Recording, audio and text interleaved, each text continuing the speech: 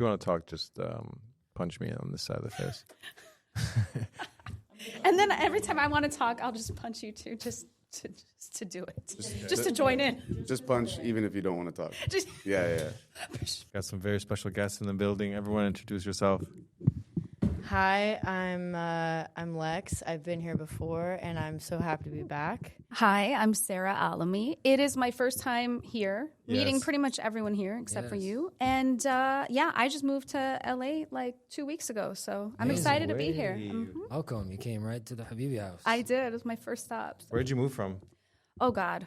Florida, but I'm from Chicago. Okay. I accidentally ended up in Florida. I used to live in LA in Sherman Oaks, actually. So I was here for a while, and then I seriously accidentally went to Florida. And then I just got comfortable, and then everything happened, and I was I lost a lot of things, and so I didn't feel comfortable coming back. And then I was like, you know what? I think I'm ready. And you're Palestinian? I am Palestinian, yes. Let's go. When did you realize you were Palestinian? I've been a closeted Palestinian no, I'm kidding. Just all of my life is just such a huge part of my identity because my father, he was born before the Nakba. He was born in 1944 in Palestine, in Al-Quds, actually. And then he survived the 6-Day War, and then he came here, and then he met my mom, actually, in Chicago. And so it's just something that's been such a huge part of our life. Like so many, I went to Muslim school as a child, and just most of my family are refugees. The ones who are not here living in Chicago, in Little Palestine in Chicago, they're still in Palestine. Yeah. So it's a huge part of my identity. Every summer that I would go and spend my summers in Palestine growing up. So nice. Where in Palestine? Jerusalem. Mm-hmm. Quds. You're 48. You heard what happened to UNRWA? I did. Do you heard about this, right? Where they tore down the building? That was the one they were using, right? Do you know anything about it?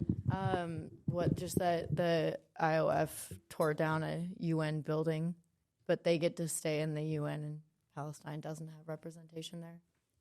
Actually, can I show you something? I don't know if you guys can see it, but I'm representing, actually. Oh, hell yeah. Can you see that? Hell yeah. Yeah. So UNRWA, they helped my family out so much. So they're so important to me. So I try to advocate for them as much as possible. But without them, I don't think my father couldn't have had an education. Nothing at all. People don't understand how bad it was back then, when they had first come, So after the Nakba, my dad had to flee. The family split up. So most of them went to either Egypt or Lebanon. And luckily for us, my family was able to return. So when it did come time to education, things like that, just even getting food, UNRWA is the ones who stepped in, even all the way back then. And my father actually volunteered and worked for them when he got to be a little older. So they're very dear to my heart.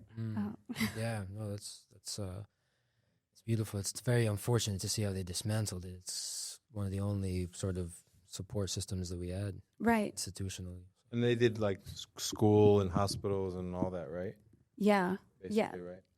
Where they volunteered. Refugee camps, they basically put them together. Everything. I mean, everything that we know, that my family knows as Palestinians, was all from UNRWA. Supplied and provided and organized. Yes, because nobody else was stepping in to help. Right. Those were the only people who actually cared at the time, Yeah. So. And that's what they decided to just do away with entirely. I don't know how they even justified that one. Obviously, there's no justification. I mean, it's how they try to justify everything with making excuses, Right. Everyone knows that the UN is actually just Hamas, so. Right. Yeah. That's a joke for the record. No, I mean, it's crazy that they can accuse even the UN. Yeah. The UN is useless. Yeah, we can definitely have, the conversation of that. The U stands for useless. I think the useless nations. Yeah.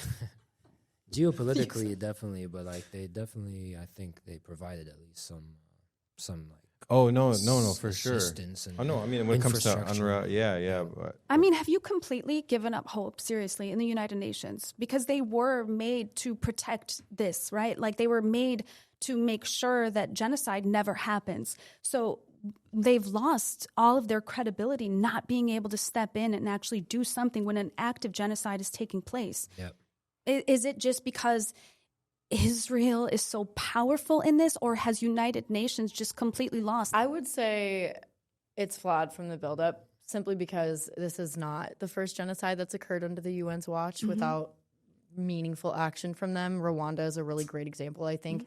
We're looking at a death toll, I think, at like 6 million in the Tutsi genocide. And I cannot remember there being, in my education, any meaningful response by the UN in a way that saved monumental amount of lives. And so you're right. Like the UN was formed to prevent tragedies like this from happening, and they've just failed at every turn. So it's just an unfortunate truth that, like, I think in today's world, with how much power is kind of being hoarded at the seat of American imperialism, there's just like not a whole lot the allies of causes like this can really do, you know? It's sort of biased also by design, like the veto. that's what nations, I'm saying. The Security Council is the reason, it's because institutionally just biased. it's the Security Council that's vetoing the ceasefire, resolutions. It's the Security Council that has the actual power. Because if it was just every country votes, they would have, Palestine would have been included by now. Right. Yeah, it's like an extension of the it's the imperialist system's rescue device, Only because I've never heard of this and I love learning. Can you tell me about Muslim school? I went to Catholic school. Is it anywhere in that realm? Like, did y'all have uniforms? Were there nuns that would hit you? Because that happened.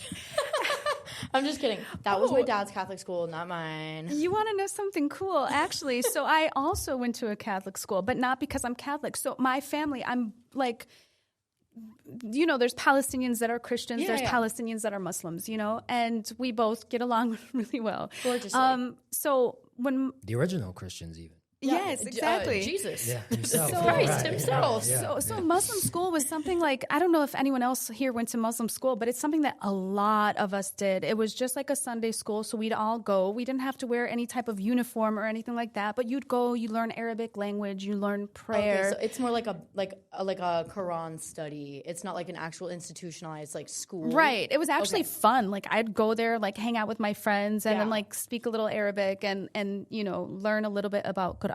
But my father, so my father and mother, they divorced early on. And so we were very poor growing up. Like we had nothing, really bad conditions, like south side of Chicago. It was just really bad.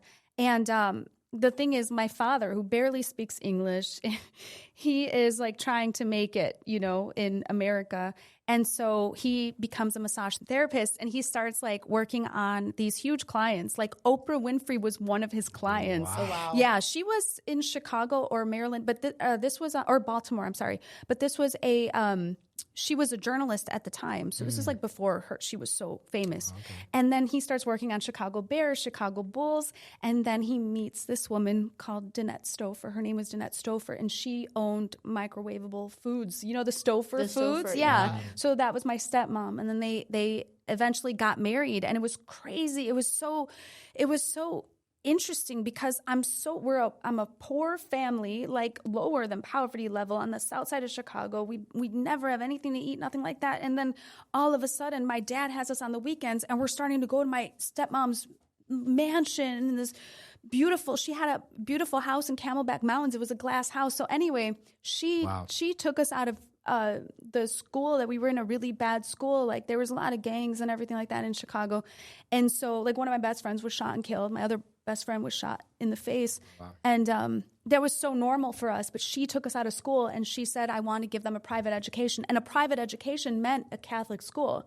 So I did the whole thing. I had like my Catholic skirt. I would hike it up a little bit just because it was what we did back then. But like, it was interesting because I went to both. Yeah. Wow. No, I feel like because I was raised Catholic, the more I've learned about Islam and like the more like education that I've gotten, it's so interesting to me. Like everything that I loved about Catholicism is like echoed in Islam, and then like all the things I really struggled with in Catholicism is not echoed in Islam, and it's like been a really interesting thing for me. So when you said like Muslim school, I was like, wait, did they make you guys wear the plaid skirts too? No skirts. No skirts. They did. That's so funny. Seriously, only in Catholic school. Yeah. I'm curious, what are the things that you did not see in Islam that you had an issue with in Catholicism?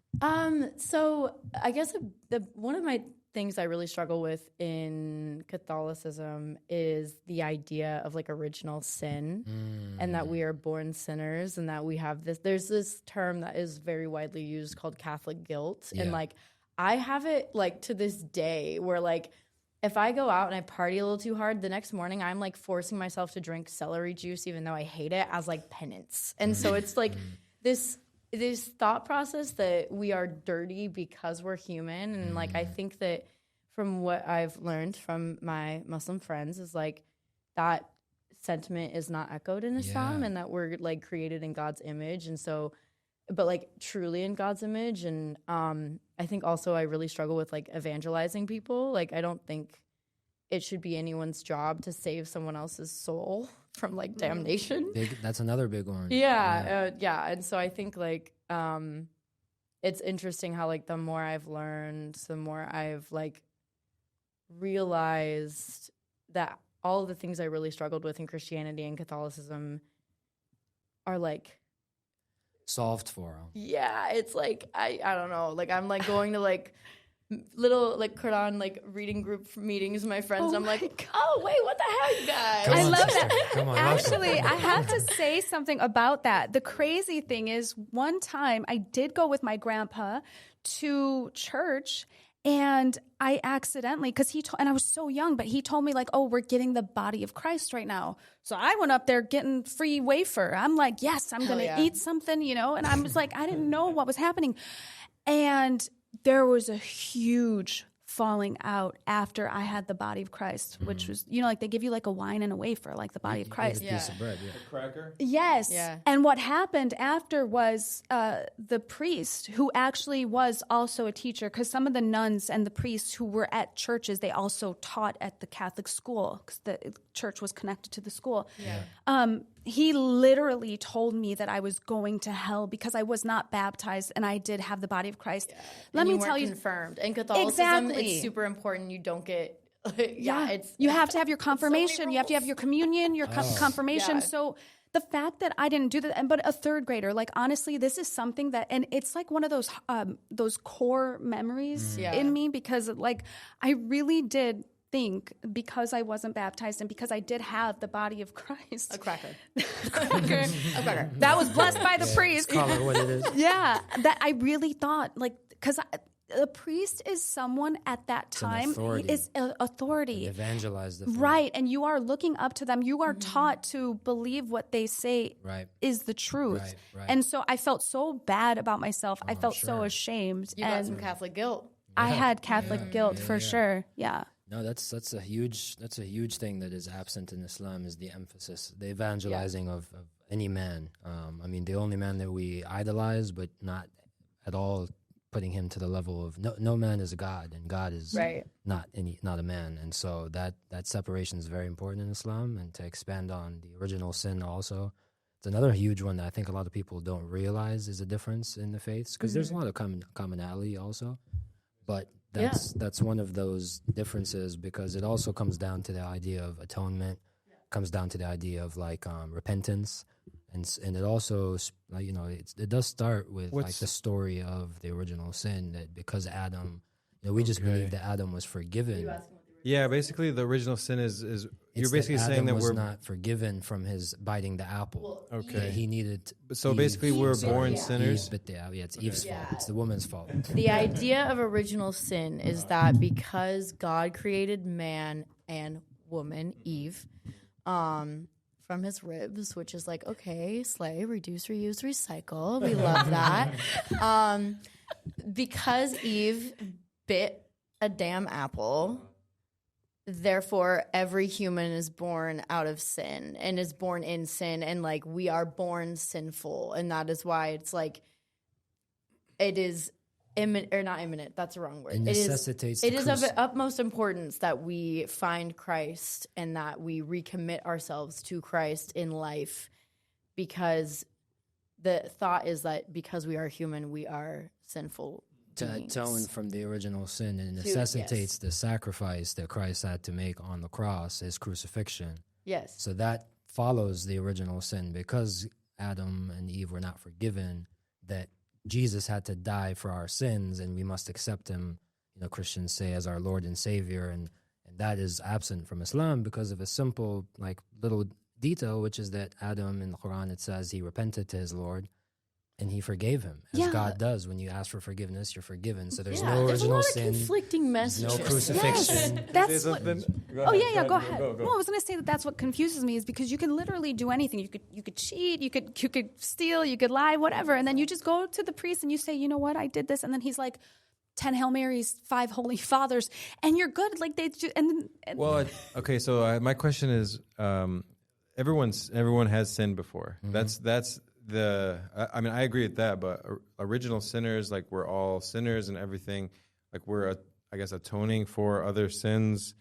I feel like I don't understand the, it's like we do the same thing. I mean, if we sin, we repent for it too. See, but the difference is that our repentance, like there's the concept, it also brings in the concept of grace versus works. It's a topic in Christianity, like whether you're just saved by the grace of God or your works. And there's a lot of emphasis on it's another confusing point. Like good deeds and bad deeds. Is and it just, that. Do you have to repent if Jesus already died for your sins? And a lot of Christians will say, like, yes, you still have to do the works, but the grace is sort of more emphasized. Whereas for us as Muslims, Allah's grace is like there and his forgiveness is available to us, but it only comes through our intentional repentance, and there's rules for repentance. If I may, yeah.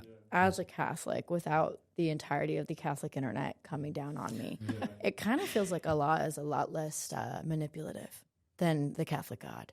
Because I do feel like I recognize like what you were saying earlier about the like almost psychological torture that especially children are put through in the Christian church. Yeah. Like I remember vividly a youth group leader coming and sitting me down and telling me that unless I got my mom, who was like a spiritual yoga girl, to come to church with me, that my mom was going to burn in hell for eternity. I was 10 years old. Like I was a child. Yeah. And that full weight of that was put on me. Mm-hmm. And I will never forget those words being said to me. And it's the same thing as like you being told you're going to hell for like eating a cracker. Yeah. It's so insane. And I think like my relationship with my faith has really changed as I've gotten older, and like I do pride myself on living in a way that I think imitates Jesus, and like I really try and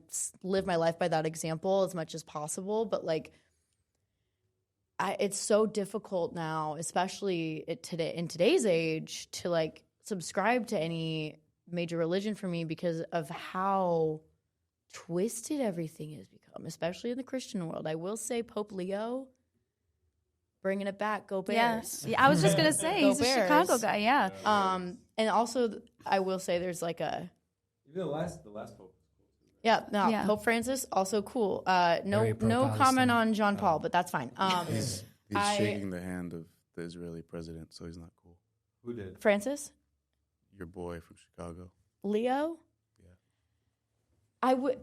He's also the leader of the Vatican, okay? And the Vatican has a very bad track record. And so I don't think that this is not me giving like a stamp of approval by any means. I'm just saying, like, I think in comparison to where the Catholic Church has been in past decades, we are, I think, coming around in a lot of ways that I never saw possible as a kid. They both love pedophilia, right?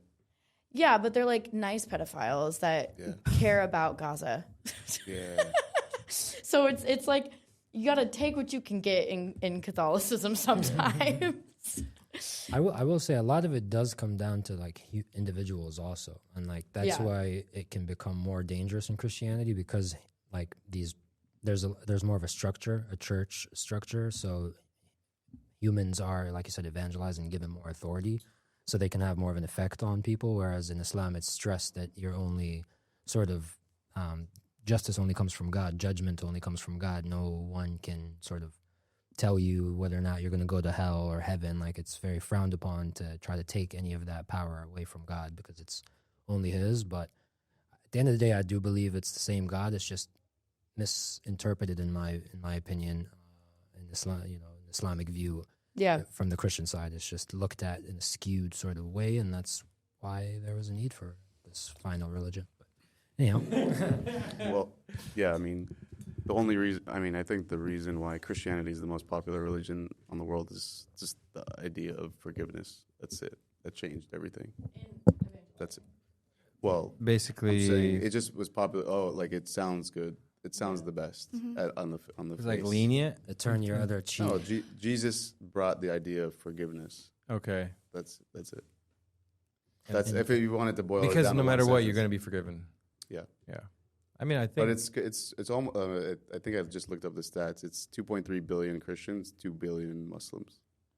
Wow. So Islam is the fastest growing. Christianity just And conquered more. according to the internet, only 15 million Jewish people. Wow. How many Hindus? Oh, I mean, you're in the billions at least. Yeah, but still not more than. Buddhist? Nope. Still not more? Well, there's a lot of Muslim Indians, or a lot of Christian India, or not a lot, Pakistan but a has minority of Christian Indians. Hundreds of millions of. Which, Muslims. sorry, this is maybe sidetracking a little bit, but when you say something like that, and when you think about how many, Muslims there are, and then you think of Donald Trump and his Muslim ban, and then you also see these Muslim countries not really stepping in. They almost bow down also to Netanyahu and Trump. It's just it's mind-boggling. Like, I don't understand that at all. It's about money. That's it. Yeah, it's about money. I mean, it's about, like, depending on the country, like, either they're, like, bought off or neutered or But just they have- The taken over. UAE is using the Gulf of the Gulf is used to ship Israeli weapons through the UAE. It's always been. But do they not realize the power that they Egypt. have? Like, okay, it's about money and power. But it's like, if you guys would just, See what happened to Venezuela? How could I not? I mean, what the heck? It's so crazy to me. And then Greenland is the same thing. It's just like, come on. I think these guys they don't realize the power that they have, because they could really shut it down. I saw a video. He's actually, there's less of a chance of him doing what he did to, like, Greenland as it is to Venezuela. And they're part of NATO. And if America tried to go to war with NATO, they would lose. It's the only, like, time that they would lose. He just announced that he wasn't going to sanction, and the states opposed it. Like, he retracted his statement on that. Oh. I read on the plane here. So yeah, which goes back to there's power. the only time, and then to go back to your point, when genocide was stopped, it was Serbian genocide that was stopped by NATO because it was white Muslims, not brown or black Muslims. Wow. At least they were Muslim. Well, You know? but You got to again, find the positive in a Right, situation. right. But yeah, there's always ulterior motives as to why America or the West stops a genocide, and that's like the main one. So they bombed the shit out of Serbia. It was like Who did? NATO. NATO did? Yeah, Right. and it got them to stop. And the leader of Serbia at the time was tried and put in prison, just like what we should be doing to a lot of people. So Yeah, but instead we're inviting them to the Board of Peace. The Board of Pieces of Shit is more like it. I mean, that's... Sorry. That's good, right? Wow. It's The like, Nobel I Peace saw of Shit another one. prize. It was like I bored. got They're another bored fact of for you. peace. They're bored of peace. Alfred Nobel dedicated his whole life to building explosives. Really? And, Really? yeah, there was actually an accident where his little brother was killed by his older brother's weapons or like invention, Wow. and he still kept doing it. It's not very peaceful of him. Well, yeah. So that's the whole irony, is that he basically created dynamite and nitroglycerin and weaponized it. Wow. And then he has the Peace Prize named after him. And then when you realize that Henry Kissinger is awarded the Nobel Peace Prize, that's when you kind of knew that it was a joke. So Hey, they gave it to Barry O. Yeah, the drone strike champion. The drone champion of Chief. Yeah. The So it's all like games. hospital bomber or wedding bomber. Yeah. Huh? All the above. Yeah. But he wore a tan suit. But he spoke that was bad. with a certain an eloquence. Did you see his jump shot? Yeah. I did not. He's a cool guy, you know. But You guys, you were talking about your acting. Yeah, earlier. tell us wait. about your career. Oh. Yeah. yeah. What's Well, because what happened was we were talking about when your upbringing? people say like Palestine, and you'd be like, well, what's that? You know, and I would say like a lot of people used to think, oh, Pakistan. So you're Pakistani, right? Oh, yeah. So I would go in for an audition for like, they would say like my agent would say, you know, she's going in as Palestinian, and it would say Palestinian thing, and literally I was just in the room with like people from Pakistan, and I'm like, do they not understand the difference? Wow. Like I don't understand. You tell them you're They thought Palestinian, they they- hear Pakistan. Yes, they thought I was you- Pakistan. Yeah. You misspelled it. They were like, I think they mean Pakistan. Close enough, to be honest. I mean, I guess. So why do you want to free Pakistan? Right. But yeah, No, we recently got like the brand recognition up for Palestine, like where people like recognize when you say that, you know. So Palestine's being recognized. it is The incredible. rebrand or what? I think it's No, I'm just saying, incredible. Pakistan used to always be, oh, you're from Pakistan. No, Right. Palestine, huh? Where's that? Do you know Israel? Like, yeah, the opposite. Yeah. The people they're killing is the way I used to see it. I think it's sometimes. That's what you used to say? I used to, like, you know Israel, right? Like, yeah, the people they're occupying. And like, oh. I don't even. Or I'll say, like, the neighbors of, I'll just name. Some people really did not know, bro. Like, But it you was had the same very recent. yeah. You had the same issues, right? Like Oh, yeah. you would literally say, "I'm from Palestine." I mean, you've always known you've known the difference, right? Like growing up, Yes, but I'm Irish. I'm half Irish. Right, There you go. right, right, Yeah, right. yeah. She is half Irish. Yeah. Yeah, shout Hey, out but Ireland. guys, wait. I have the talking point of the century. There's no P in Arabic.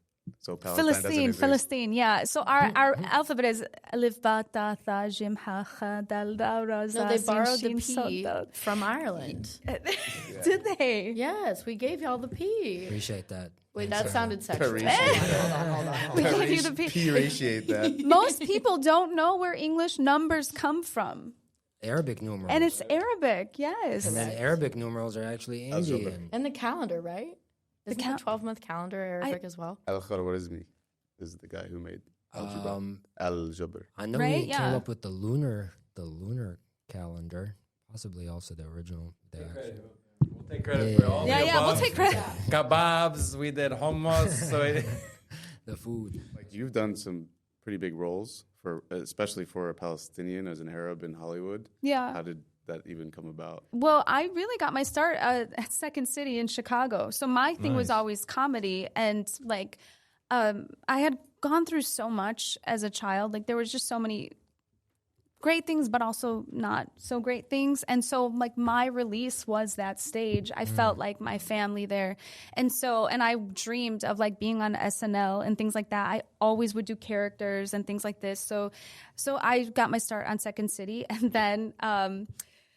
And then I came out to LA because I was booked on a reality show. I'm not even going to talk about it, but it was a reality show for actresses, actually. So I did that, and that was like my first taste of LA. And this is back in like 2009 or something like that. And then I'm like, you know what? Like, let's do it. I think LA is the place to be. So like after that, I had come out here. And I started just doing commercials, actually. So I would do like commercials, print job. My big booking back then was I became like the face of Oil of Olay, and then I did Revlon, which is crazy because I'm 5'3", so I'm like, you know, and I don't feel like I'm anything like. But you're the face. Commercial is different than runway. Commercial is very different than runway, but pays I was more. just like, you know, I didn't take myself seriously. No one took me seriously because I'm like, you know, you're average, you're I can average see- height, average face, like average, but I don't know. There was something about me that just like. I beg to differ. Yeah, I can see why they chose you for sure. Thank So, you. I appreciate that. But yeah, like And then what other roles did you do? So then I think my first role was my first role was Criminal Minds. Let's go. What? Me too. Really? Were you a gay Arab? Did they? I was not a gay Arab. Also, No. You were a gay No, Arab. I was a Turkish exchange student. I had a girlfriend. God, and I got that's so kicked out of funny. America because Wait, I was. which show supporting- were you a gay That's Arab? criminal.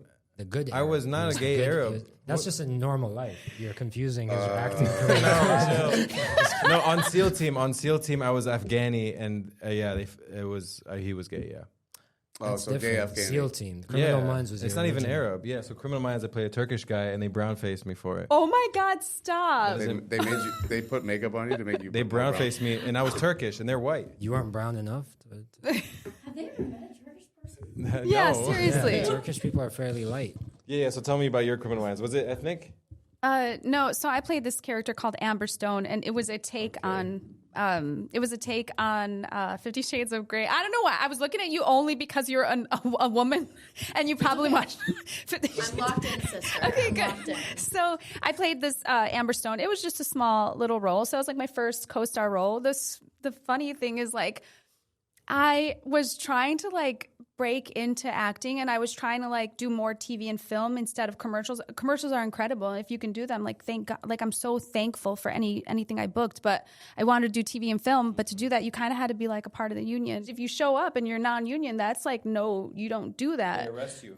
You go to union jail. Yeah, they kill you. They take you No. to Paramount Studios, and they put you in the back lot, and They're like, this is our leader, Barry Yeah. Weiss. Is that how they source their You're human, gonna get their human Oh, God. sacrifices? Larry Ellison puts you in I the have a water picture machine. with Barry. Oh my God, I have a Barry picture with her. Weiss. I knew her. Anyway, I just want to say, as a lesbian, we don't claim her. we don't. Okay, good. Yeah, she's one of the bad She ones. is. Yeah, I just want to say, like, as a lesbian, I'm really embarrassed to share a letter with that bitch. Listen, I'm. She puts the L in that. She puts the loser in the L of the lesbians. right, Thank you.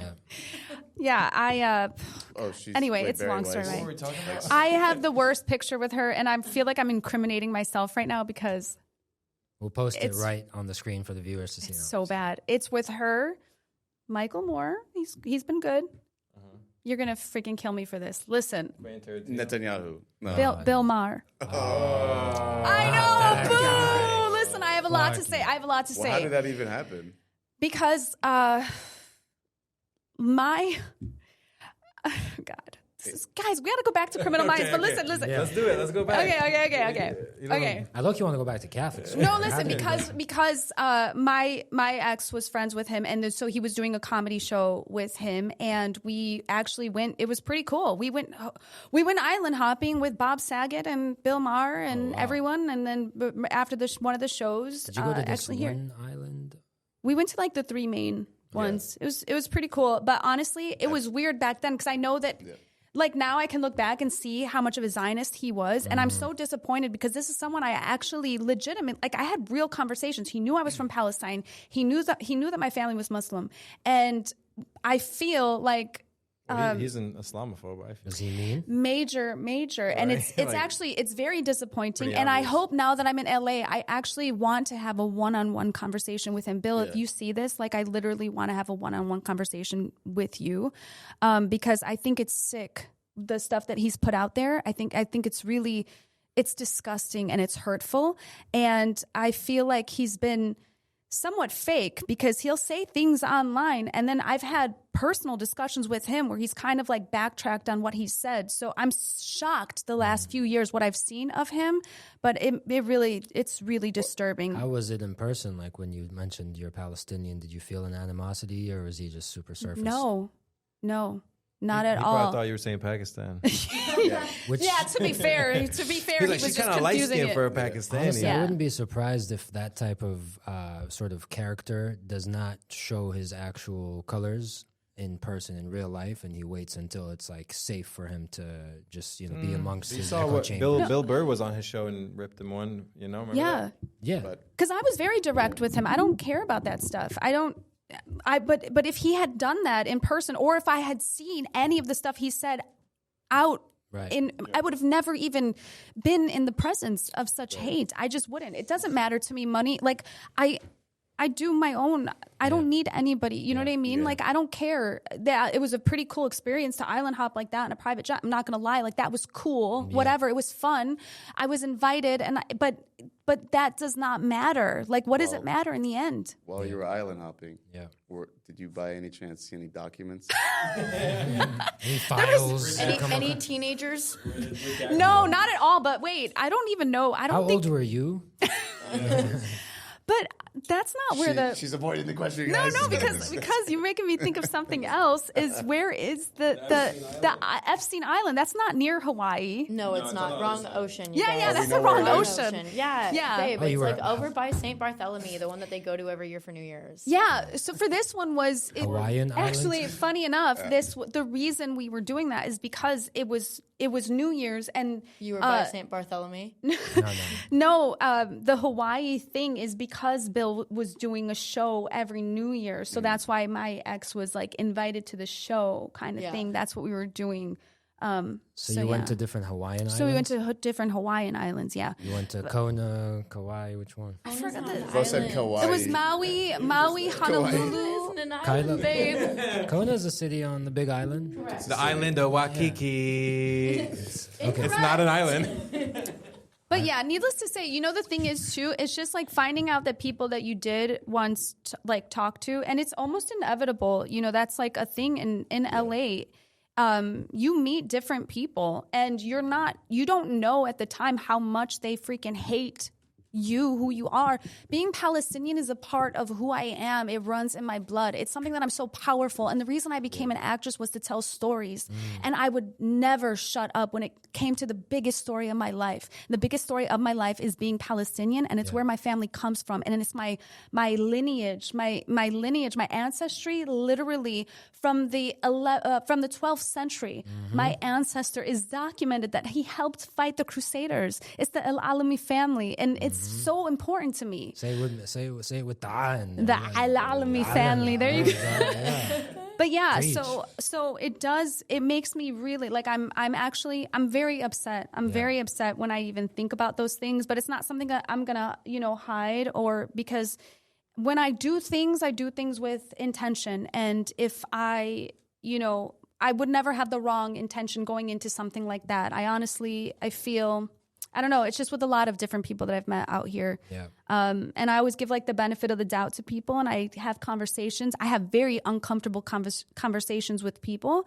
But yeah, sometimes I'm just like, when I hear someone online saying something, because it's happened more than once, and it's not just about him. Yeah. It's more than once, and I just really want to have like a conversation and be like, what are you talking about? You acted so nice to me. Do you think it's like performative? Like, do you think he actually is that Islamophobic, or if he makes money off of saying those things and so he says those things? I think, honestly, like knowing him personally, I honestly do think it's a bit performative. I think a lot of them are. I will say I recently found out that there's this creator that's doing like a reality show about like political content creators, and his name's Xavier. And he was the guy that went to Israel, like stood on the border wall and was like, I wouldn't even give Gaza a matching pair of socks, which... Okay, dude, good one. He's black, right? He's gay, and it's like apparently this whole show is like They recruited him. Huh? him essentially saying that that's not what he actually believes, and that it's essentially him coming out as like more left leaning. But if I'm being honest, $7,000 check. it's so much worse to me to know that you understood just how insidious and evil the things you were saying were, and said it anyway for a fucking paycheck. Right. And so, like, when we think about people like Bill, or like a lot of people were saying this about like the Maddie Healy discourse, when like Maddie Healy would say like really problematic things just to be a provocateur. And to get attention, and it is so much worse when someone understands how harmful they're being Willfully. and chooses to do it anyway. And this goes back to my point, like even going to our first like episodes where we're like, should we like debate a Zionist? Should we do this and that? It's like the only reason they're getting paid is because there's viewers, and the only reason there's viewers is because of the reaction. So if you just choke it out, if you just give it zero oxygen, they disappear. Yeah. Well, and that's like the whole thing of like, don't debate Nazis, don't debate Zionists. Don't give them a platform. Yeah, because it just shifts the Overton window. So it just gives them a place to preach. I kind of disagree Active's with always that. been on the other side of this Oh, aisle. yes, that's true. Yeah, because I think that if you want people to, you want to see how people feel, let them talk. And a lot of times, the more you let them talk, they're not gonna say something coherent. And I think that, in 2023, I think people were more outspoken. Like take it. Remember that guy? Like Take it, guy. just like interviewing people on the street about it, they were more outspoken. But now it's like you really can't even hear it because I feel like they know that whatever they were taught, their playbook doesn't really work anymore. But that's good. That's a good thing.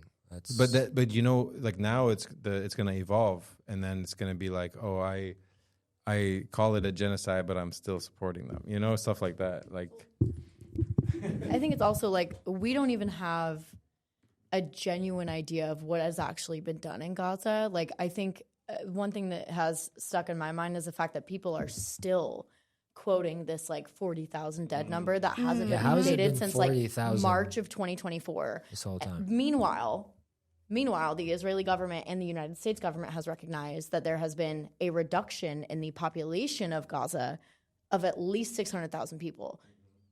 How does that work? How is there only 40,000 dead? Did the rest of them just go Absolutely on not, vacation? Not 40,000. It's absolutely in the hundreds of thousands. Yeah, and also to add to that point is any time, like, and it's clearly out of like this Zionist handbook because it's like the same talking points over and over again, but they'll say, oh yeah, it's the only genocide that has 2 million people. It's like that same line that they keep saying, and it's like, what are you talking about? We literally don't even know how many people are in Gaza right now. So for them to keep saying this like same thing, like, oh yeah, it's the only genocide where the population keeps growing and it's over 2 million, it's thriving.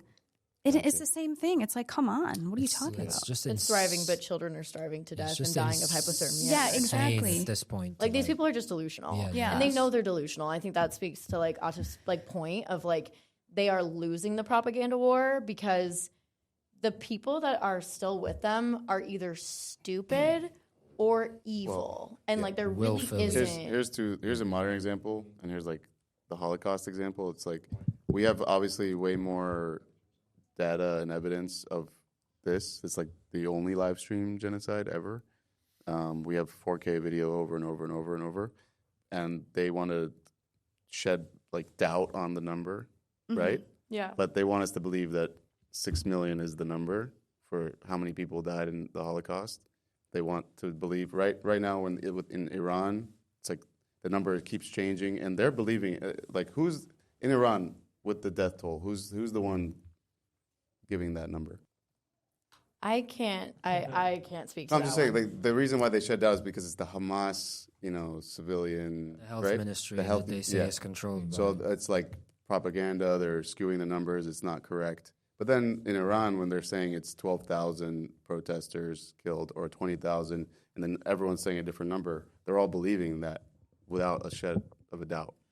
Right? That's one of those things where it's not even worth entertaining these conversations because it's literally just gaslighting. Like, why would you have a conversation with a manipulator or gaslighter that's just shedding doubt on reality? It just doesn't. Those are the conversations I don't think are worth having or platforming those voices. Yeah. And I just saw a video. It's like if you deny, it was actually in the movie that we watched, The Seeds of Liberation. The guy goes, we don't, like, if you deny the Holocaust, like, we don't even talk to you. Like, you're gone. You're just put to the side. You're considered crazy, and we keep it moving, right? But now... I don't think many people are... Yeah, exactly. I was saying... No, yeah, like... I don't know many people who deny the Holocaust, but there are a lot of people who deny the Holocaust. Yeah, but there's also people that deny the genocide. Well, I'm just saying, but we don't. That's the point. But when they do that, they're like one is entertained and one is not. They're not. They're like ostracized from Remember life. that one lady that was like, "Oh, we don't like our Holocaust education hasn't been good because now they think that the Palestinians are being Holocausted." It's so hard to teach them. They just shouldn't have iPhones because they're just seeing videos of us blowing up kids, and then they think we're the bad guys. And it's like, okay, lady. If only they didn't see the videos, we'll be the good guy. Right, Yeah, exactly. No, her whole point was like that children in Jewish again, schools should not have access to think I've social seen media that. because they were seeing what was being done by the Israeli military. Yeah. And So they know. yeah, they know. They are fully aware. But And the I do think it is interesting. Like there are a lot of people that are Holocaust deniers. There are also a lot of people that like don't know enough about the Holocaust to understand that it was not just Jewish folks targeted. There was a huge number of disabled folks, of queer folks, the Romani. Like there's such a large number of people that were targeted, and that obviously a huge portion of the Jewish community was targeted, and like that is undeniable. But like I think it's interesting how many folks like don't understand what the pink triangle means, and they don't understand the symbolism of like the pink triangle, because just the same way that Jewish folks were made to wear certain symbols on their clothing to mark who they were, so were like queer and trans people. And it's just like the denial of shit that's like right in front of your eyes. Black right? people And as well, right? I think was it's it also, black people as well? yeah, it was like any prisoners of war. Like there was such an expansive list, but Yeah. I do think it's almost it's so sad because I had this conversation with my best friend, and she called me and she was upset, and she was saying, you know, like how did they? I used to ask how did they let the Holocaust happen, but then like I'm seeing what's happening today, and I stopped her and I was like, no, I think it's worse today because they didn't know. People did not know that the concentration camps were operating outside of like the people that were working them and like the people living in the surrounding areas. If people in America had no idea until the camps were liberated and until the Allied forces got into the areas where these camps were being orchestrated, they had no idea. And the Nazis worked very hard once the invasion started to cover up the evidence of what happened. Such a valid point. It's like they did not know. And so now we have it on our freaking timelines every day. And yet, you know, it's like, I think it's worse. And additional to that, I don't think the American government knew that was happening. Yeah. But the American people. They didn't step in until Pearl Harbor. Yeah. I always Until ask the something same happened to question, though. I really did. I always ask that question. Like, the Holocaust was so horrific, and it's something that we've learned about our entire lives. Like, it's such a huge part of history. And I always ask the same question. I was like, how did they not do anything to stop it? And nice people make very good Nazis because nice people don't stand up against them. Yeah, And what's that quote that's like, there's a certain word for historians that historians use when they're referencing people who joined the Nazi Party, not because of hatred of any certain group, but because of like the thought of renowned economic success or nationalism or whatever. That word is still Nazi. It doesn't matter what knot you used in your binding. You are still supporting what you support. And I think that is especially applicable today. It doesn't matter what your reason is for supporting the people that are doing these evil things. You're still supporting them. Do you know what the word Holocaust means? Does burning, anyone know? right? Burn. Oh yeah, but like to kill in mass by fire. Yeah. And so when you say it's a Holocaust in Palestine, It's the fact that it's mass killing at unfathomable scales It's just all over again. Extermination. Extermination, the intent behind it, the systematic approach to it, and it Like does leave bring or die, you know, like that's how they're approaching it. It's just crazy when you say it because it's Ethnic like, yes, cleansing. of course. ethnic cleansing. Of course this is wrong, but how can anyone think that that's not wrong? It's Well, just also like, it's the same. Another question that comes up is like, what would I have done, right? Yeah. One day If everybody I were will have been alive against this. One Yeah. day During that time, Right. And it's like, what are you doing now? That's what you would have done, brother, sister. my birth certificate, and I could show you guys this too. My birth certificate says birthplace of mother, Tennessee, and then it says birthplace of father, remainder world. What? Swear to God, well, yeah, it's Allah. Remainder. Is that just because he was like considered stateless? Like, I don't know, but it literally says remainder world. Instead of Palestine. Is that a theme park? The rest of the world, just somewhere out there. no, it's like, I'm a citizen of the world. I love everyone. So strange. Wow, that's wild. Where was this printed? It's on my birth certificate. It's Oh, literally your birth on my birth certificate. certificate. Oh, I wow. want to get it But corrected. he was born in Jerusalem. To this day. He was born in Jerusalem, yeah, in Palestine. And in 1944, so it literally is Palestine. And it should say Palestine on my document. It does say Palestine on his documents because there is no other documents that he can have. But on mine, it's just After the fact. different. It's like Miriam Edelson. You know her? She was born in Palestine. Oh, she's a looker. The Trump It's real. donor. She's a. It's Like, interesting. all that hate just really aged her so gracefully. I didn't see her. I haven't seen Yeah. anybody. They're all ugly and they all have bad hair. Golden Mare is the, Are we is good? the smoke show, though. Golden Mare. Oh yeah. Who would you rather She's be? a top model. Would you rather She be? should have, Golden Mare should have had the Olay the campaign. By the way, She hold should have on. been the before. Yeah. You know what I mean? Before using Olay, Golden Mare. Then But after, Saga Adami, so you know? I never. put that on the screen. By the way, she admitted to being Palestinian. Yeah, she said she remember was that? born. But then she Yeah. goes and So she's- says, "We're never going to forgive the things we the did to your Palestinians kids." for making us kill yeah. their children. Wow. That's what she said. Yeah. No, but I was going to say, just because you brought up the Olay thing. So what happened was I got that booking immediately upon booking, like you have to give your SAG number and everything. Literally that day, I thankfully, I because you had to get like enough credits at the time or something like that, like commercial credits to be like eligible. You have to do this thing where you're vouchers. eligible. Three Yeah. vouchers, yeah. Three vouchers, So like yep. I thankfully ended up like getting this all together within the 24 hours. I woke up wow. at like 6 a.m. I went to the SAG after office on Wilshire, and I ended up getting, and at that time it was like $3,100 or something like that. Like they had just, because it had just merged, because before it was like SAG separately from AFTRA. Yeah. And so it just merged and it was $3,100. So this was after. Yeah, but I had no money. Like I'm a young, This was for Olay.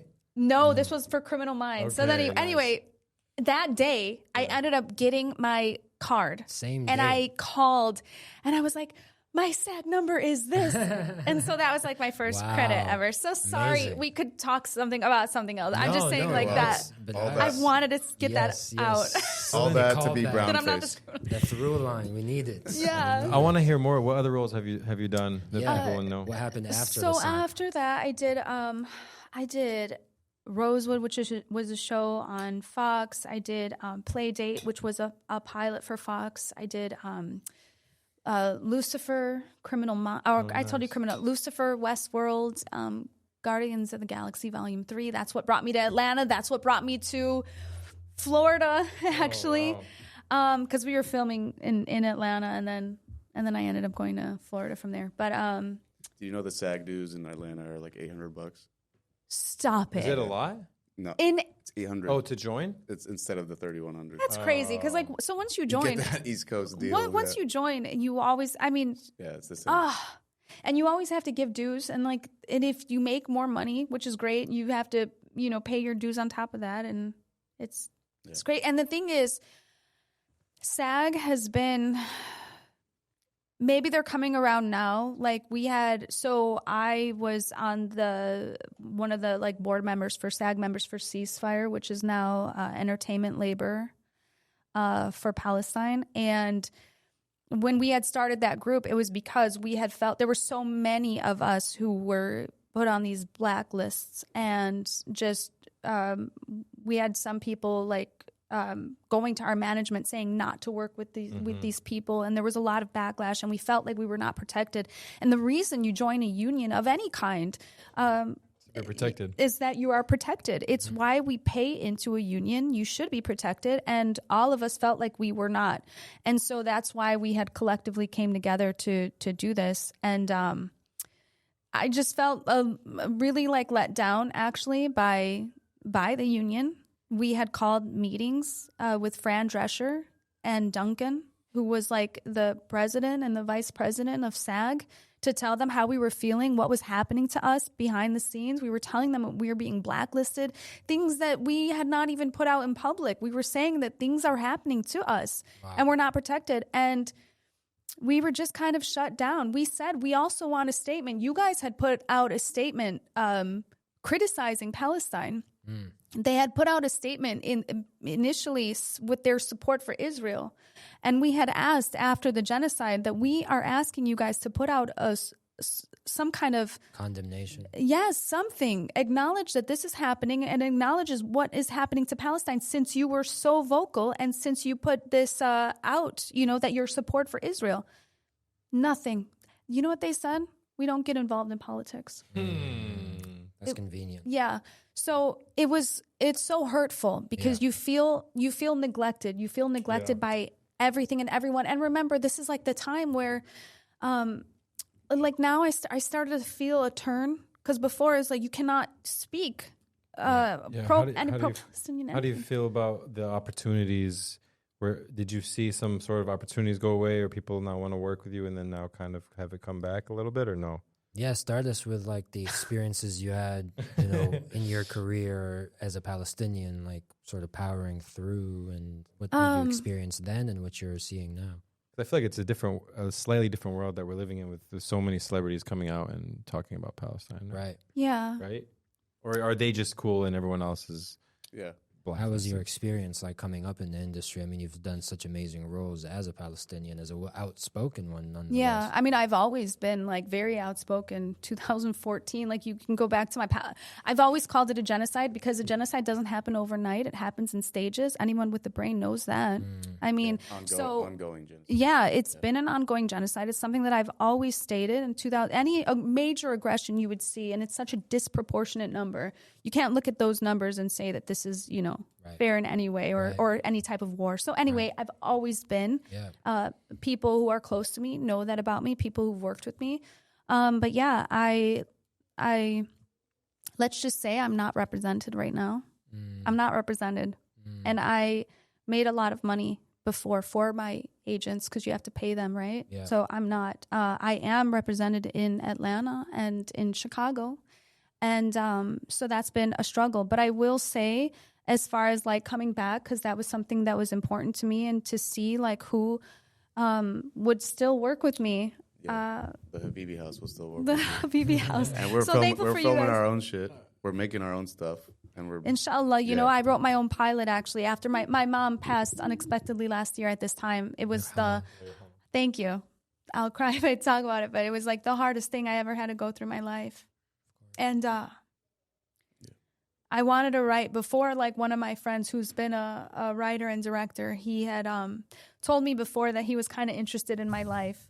And just because he knew like the upbringing of being like half Palestinian, half Irish, half, you know, you coming from like a Catholic family, but also a Muslim family and like a refugee. And so he also knew about like me being like very poor, and then the weekends, you know, like when we would to Belgium just for a waffle, to get a Belgian waffle. So anyway, he had talked to me about writing this pilot before, and I'm not a writer, so I kind of shut it down before. I'm like, you know, but after my mom died, I was in such a deep depression and sadness over it, because it was so unexpected. And so I just like started writing. Like I buried myself in writing, literally just sat there, and like everything was going on in the world, and I just like, it's a great outlet. Yeah. And so I wrote it. I wrote this treatment. I did things I never even thought was possible, you know? And alhamdulillah, it's like getting really well received and like in great hands right now. And so we'll see, but it is a position of like, I know everything that I've said or everything that I've done has been with good intention. And I know that where I'm coming from is a good place. Yeah. And it is for humanity. And clearly. And if someone doesn't want to work with me, I really don't want to work with them either. If they're not on the right of like on the side of real human rights. Amen. Then I don't care. Yeah. Like I said, the money, like, of course, people think money and material things are nice to have, but in the end, and this is one thing I realized, when someone close to you, when someone as close as your mother dies, you realize, as I'm sifting through her things, and what do I do with all this shit?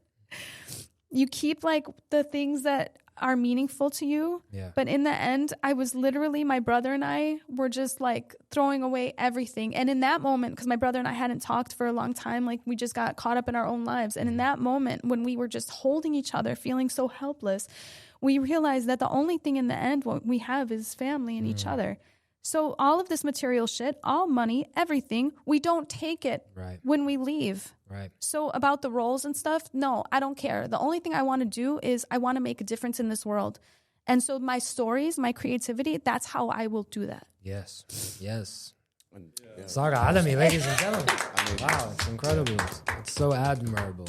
Seriously. And that is why you have amazing hair. And skin and everything. What a beautiful soul. Thank you. It's coming out the top. It's honestly so admirable. It's the timing is serendipitous. It's divine timing. You're making your mom proud, I'm sure, and we're all gonna keep doing it. Like it's all lined up. Like it's set. The stage is set.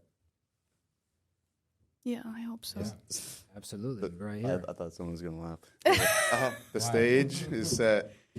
No, I'm just kidding. But anyway, the stage is set for us to finally tell our stories. Yeah, but like ourselves, right? And not as the terrorist. Well, yeah, that's what I'm saying. And the one story. Were you at the Mo screening at the Writers Guild? Yeah.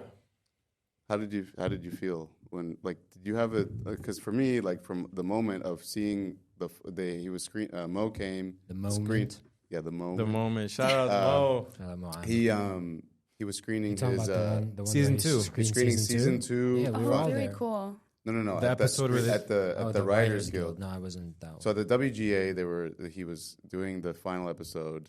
Where they went to Palestine. Yes. Oh, So no spoilers, please. Yeah. This guy hasn't seen it. Came out 2 years ago. Bro, it's a tough watch for a Palestinian, all right? Give me time. One episode. Anyway, the main point is that to see this episode about Palestine in literally the place where decades and decades of propaganda has been written about Arabs and about Middle Eastern people, to finally see something like that, I didn't know how to feel, honestly. I was like happy, but also like mad at the same time. It was like such a dissonant feeling. So yeah, and that just happened several months ago. But you know, the plus side is like the food caterer. I was a friend of mine. I was like, "You make Palestine tacos, right?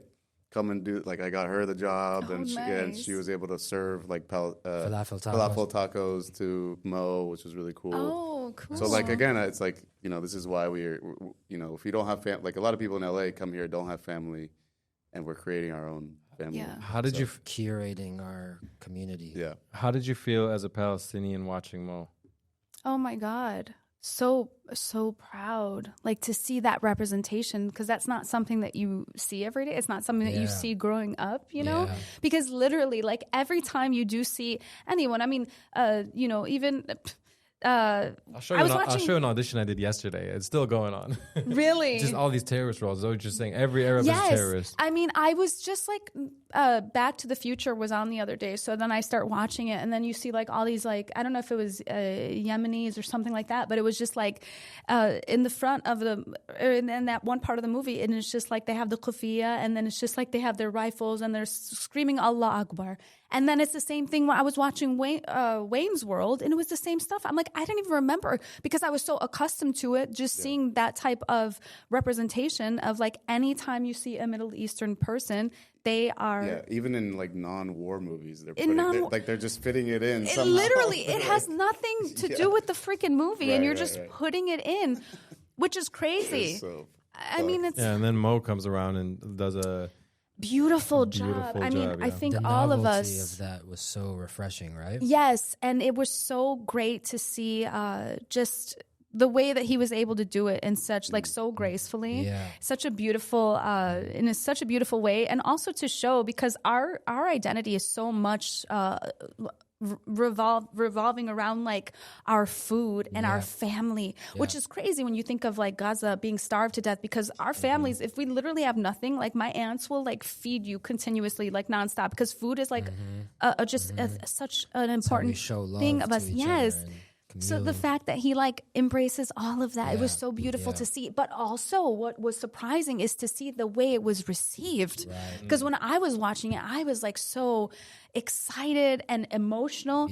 But I was like, I don't know how other people are going to, you know, take this in. It was a breakthrough. It was a breakthrough in our narrative. It was a breakthrough in film and cinema and TV. So proud. How was it received? I loved it. My favorite character is his mom. Oh, yes. But I think that it's, like, interesting from, like, an outside perspective, the, like, rehumanization campaign that's been happening. And, like, Well, that's what's happening. Yeah. It's been Not decades not and decades of dehumanization. So dehumanization. huge. And it's funny because I caught some flack on the internet like 2 months ago. I made this video saying that, like, as a Catholic, I have seen more Muslim people acting like Christ than Christians. And people got really mad at me, some of them. There were a good number that understood what I was saying. And then that video How dare you series praise came Muslims? out of that girl who was calling churches in the South saying that she had a starving baby. Yes. And every church, except for the black churches, every church turned her away. And then she called the mosques. And the imam immediately was like, where are you? How soon can you get here? And what do you need? I remember that. It was like in that moment, like selfishly, I was like, fuck yeah, I was right.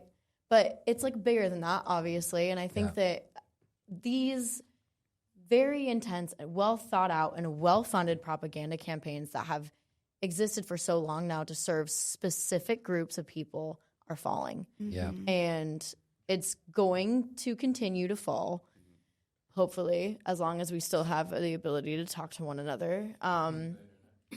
Yeah. Larry Ellison, please don't take it away. But I think it's just been an interesting thing to watch.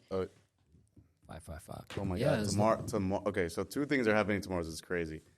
TikTok is being transferred over to Larry Ellison literally tomorrow.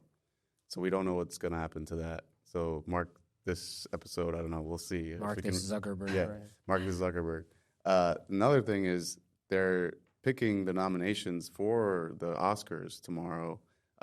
So you have a Mo character, you know, his sister, Shireen, Yes. has her movie. Oh, yeah, all that's left of you. Yeah. There's There's screening tomorrow. Palestine 36 with Emery Jasser. It's on the short list. Three Arab movies are on the short list. One from Tunisia, The Voice of Hind Rajab, Palestine 36 Okay, from that Palestine. makes yes. And so then the Jordan. Tunisian one. It is a Palestinian story, obviously, about Hind Rajab, but it's a Tunisian director. Yeah, Which, and then by the way, all that's left of amazing, you amazing story. is Jordanian submission, their official submission for international best film. Palestine 36 is Palestine's official Palestine's official entry Yeah. into the Oscars. Yeah, So for we're international gonna, film. We're gonna figure out who's getting nominated tomorrow.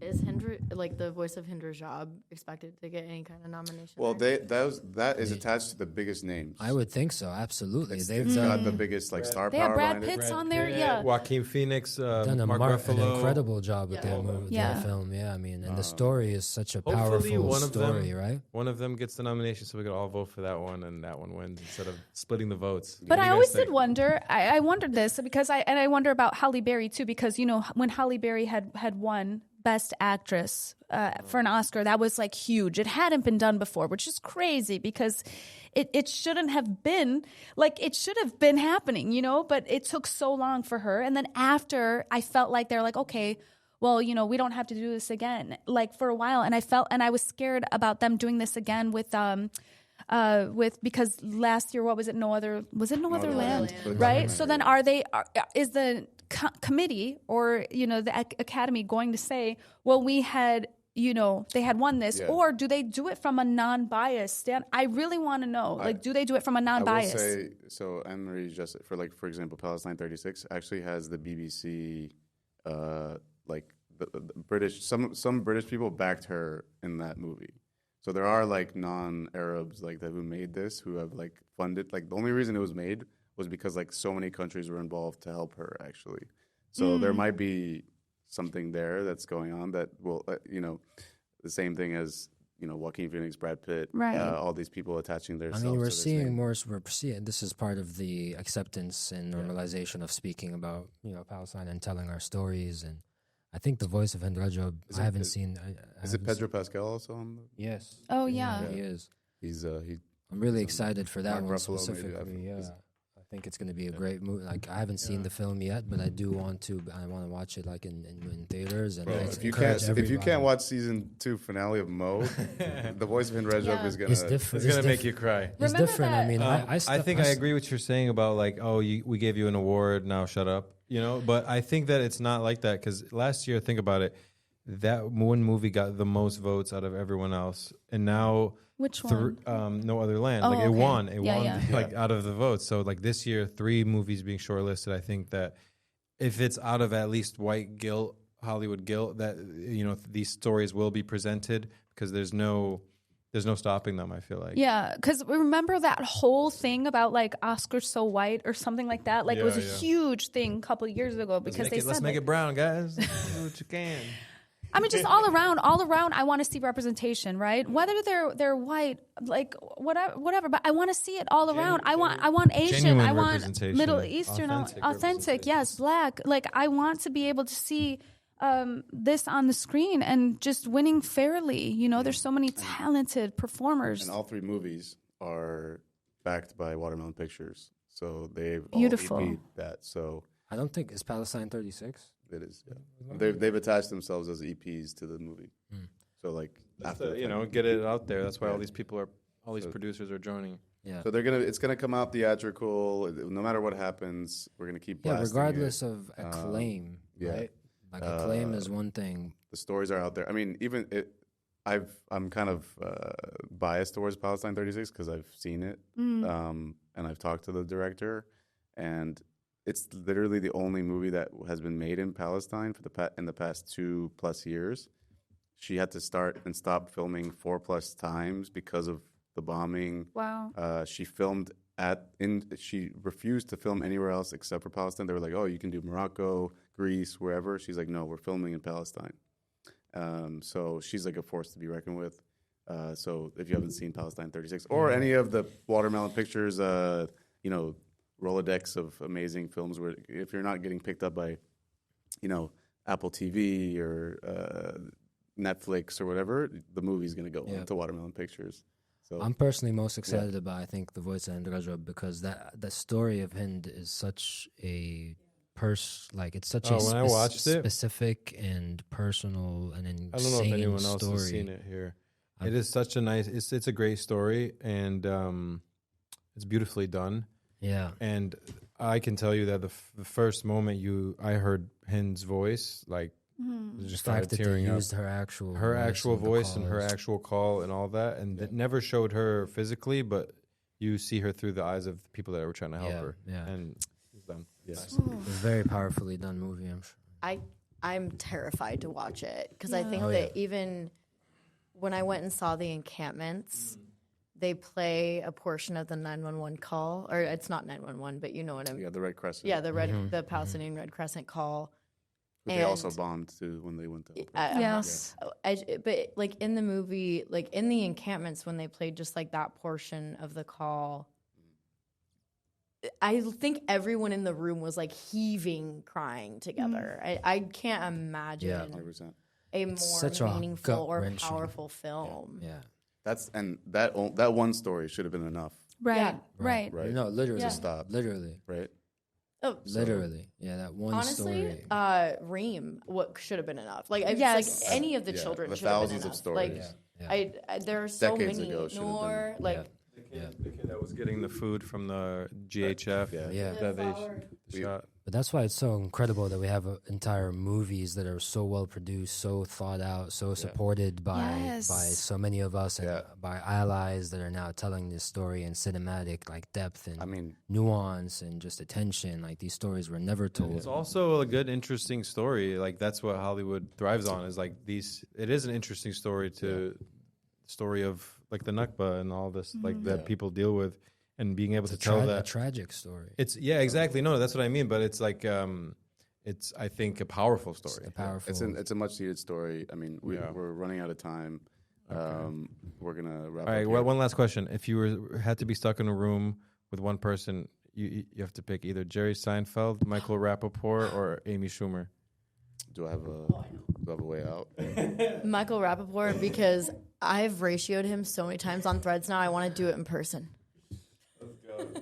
That was the most Atif TV question. Yeah. Fuck, marry, kill.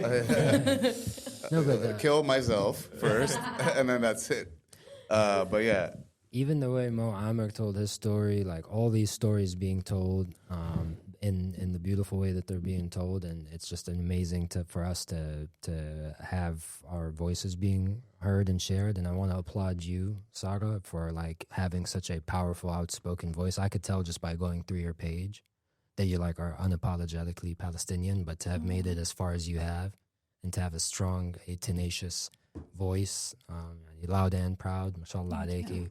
We really wear you as a crown, yani, for our community, and so bravo. Yeah. It means a lot to me. I feel like, you know, I'm connected now with my community and the people that I want to be associated with, want to work with. So I appreciate you guys so much. And every single one of you in your own right, like, do your own thing to, you know, spread awareness. And it's so beautiful. And I really do think that you're all making a positive impact in this world. And it's much needed. We all have to play our part and do what we can. I did have a joke for Kat, but I know she was... Where's Kat? That's This episode should be called "Where's Kat?" Yeah, where's Kat? Okay, I want to officially endorse Kat for Congress, Chicago or Illinois. Illinois Congress. She couldn't make it. She got lost in LA traffic. Yeah, she put a wrong zip code in or something, and it took her somewhere else. But she's coming back in February, and we're gonna have her again with everyone else, hopefully. All right, I'm gonna crowd. But what's the joke? Okay, the joke. So, you're from Chicago. You live in Chicago. I mean, are you technically from there? I don't know. I'm everywhere, brother. Yeah, I'm Palestinian. Yeah, he's Uncle Sam. You're from a region of the world, is that? Yeah, I'm the remainder of the remainder world. world. He's from remainder world. Okay, but anyway, I was gonna say, like, leave it to Arabs to move to a place called Chirac or something like that. Like there was something there. She would not like that joke, and she would ask you to. Like you hear the word Chirac, it's like, yeah, let's move there. That's our You spot. remember that though, right? Yeah. When they were calling it Chirac because it was they had called it supposedly back then. I told you because of the in a- gang warfare. Yeah. Right? Yeah, they had said at that time that it was the murder capital of the world. I'm not sure if Illinois is still labeled that. It was just they had like the #1 killings for that time. Yeah. And I think actually some of you guys from Michigan, right? I'm from Michigan. What's up? Detroit. We have Detroit. we have that record Detroit for 3 was years bad. after. I was gonna say we like Let me get those buffs. but we had it was like Back and forth. Yeah, it was like yeah. tied. I think. Yeah, it was. We have rivalries. You know, the Bears and the Lions. You know, and I guess the killing record. Yeah. Sadly. So hopefully, you know, Kat can bring some much needed help to Chicago and be a good representative, someone that we actually believe in, and is not taking any corporate money and all that. We got her in Illinois. We got Greg Stoker in Texas. Greg Oh, Stoker's that's right. running. I'm Yes. stoked about. I'm stoked Stoker, about dude. Greg. I'm still You know Greg? Greg. I love Greg so much. Greg, if you see this, He's gonna see this. you're gonna win, and you're gonna win because we are all gonna work so hard to make that happen. Wait, I love Greg too, but also, have you met Greg in person? Not yet. Party This animal? guy is 6'4". Have you met him? He's a tall guy. He's like 8 feet tall. Well, you're I'm like just- you're like 4'11". Okay, so- whatever. He's not 8 feet tall, but he's a really like, you know, it's so funny because you meet these people, you see their online presence, and you never know how they're actually going to look in person. Yeah. And so it was a little bit surprising because I wasn't expecting someone 5'6", but dang, wasn't expecting someone like 6'5" either. Yeah, tall people always catch you off guard when you don't know they're tall. We really do, because people don't really think that Is it I'm a tall we? sometimes, Is it but I'm we? like, I'm 6'7". Yeah. All right, guys, you really thank you guys surprised me. for watching the Habibi House You had to podcast. get that one in, man. Any final You had notes to. from anybody? Thank you for coming. Up the raw. Thank you. Bye. Free Palestine. Palestine. Free Palestine. Also, Where'd you get this sweater from? Oh, from UNRWA. Oh, nice. Is it, Yeah. is it funded by Qatar by any chance? No, let's put our money towards it.